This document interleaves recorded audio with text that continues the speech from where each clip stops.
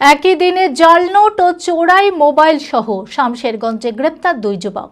জানা যায়, বুধবার শামশেরগঞ্জ পুলিশের অভিযানে ধুলিয়ান ফেরিঘাট থেকে সন্দেহভাজন এক যুবককে আটক করা হয়। তল্লাশি চালিয়ে উদ্ধার করা হয় ৭৫,০০০ টাকার জাল নোট। অন্যদিকে একই দিনে শামশেরগঞ্জের হিজলতলা এলাকায় পুলিশের অভিযানে ৯৫টি চোরাই মোবাইল সহ গ্রেপ্তার হয় এক যুবক। বৃহস্পতিবার সকালে পুলিশের তরফ থেকে একটি সাংবাদিক বৈঠক করে সমস্ত বিষয় জানানো হয়। চোরাই কারবারের সাথে আর কেউ যুক্ত রয়েছে কিনা তার তল্লাশি শুরু করেছে পুলিশ। মানসিক স্বাস্থ্যের জন্য সবার আগে যে নামটি মনে ভেসে ওঠে, সুস্থ মনের ঠিকানা মনোবীক্ষণ। যোগাযোগ নাম্বার 7477799513। সামনে বিধানসভা ভোটের আগে জেলা জুড়ে শুরু হয়েছে পুলিশের কঠোর নজরদারি। চারিদিকে পুলিশের কঠোর তল্লাশির মাধ্যমে বিপুল পরিমাণ নিষিদ্ধ দ্রব্য খুঁজে বের করা হচ্ছে। এরই মাঝে বুধবার সন্ধ্যায় শামশেরগঞ্জ পুলিশের অভিযানে ধুলিয়ান ফেরিঘাট এলাকা থেকে সন্দেহভাজন এক যুবককে আটক করা হয়। আর তল্লাশি চালিয়ে উদ্ধার হয় ১৫০টি ৫০০ টাকার জাল নোট, যার মোট পরিমাণ ৭৫,০০০ টাকা। ধৃতের নাম আশিউর শেখ, বাড়ি মালদা বৈষ্ণবনগরে।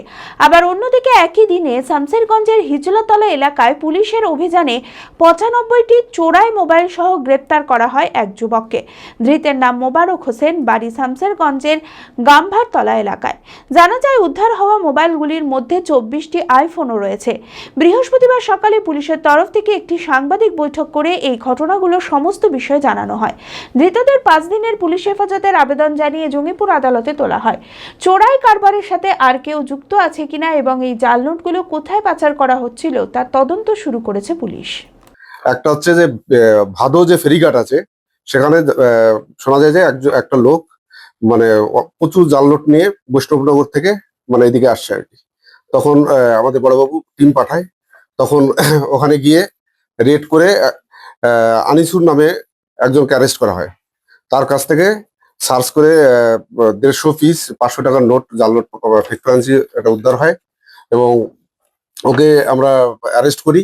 ওদেরকে মানে ওকে আজকে ৫ দিনের রিমান্ড সহ কোর্টে ফরওয়ার্ড করা হবে এবং ওকে জেরা করে জানা যাবে। আরো আমরা জানার চেষ্টা করবো যে এর সঙ্গে মানে সোর্স কোথায় এবং কাকে ডেলিভারি করছে। তখন ওকে সেই বাড়িতে রেড করে ওকে অ্যারেস্ট করা হয়। অ্যারেস্ট করার পর ওর কাছ থেকে ৯৫টা মোবাইল, বিভিন্ন দামের মোবাইল আছে, মানে আইফোনও রয়েছে এর মধ্যে, এটা রিকভারি করা হয়। এর আনুমানিক মূল্য প্রায় ৩০ লাখ টাকা হবে, আমরা যেটা মানে হিসাব করে পাচ্ছি। এবং একেও ৫ দিনের রিমান্ড সহ একে পাঠানো হবে। খোলা আকাশ, অনেক তারার মাঝে রামধনু রঙে যেখানে সবাই সাজে সাজে। নামি হোক কিংবা দামি, পেয়ে যাবে সব রকমই। ছোট হোক কিংবা বড়, কেনাকাটা হোক আরো আরো।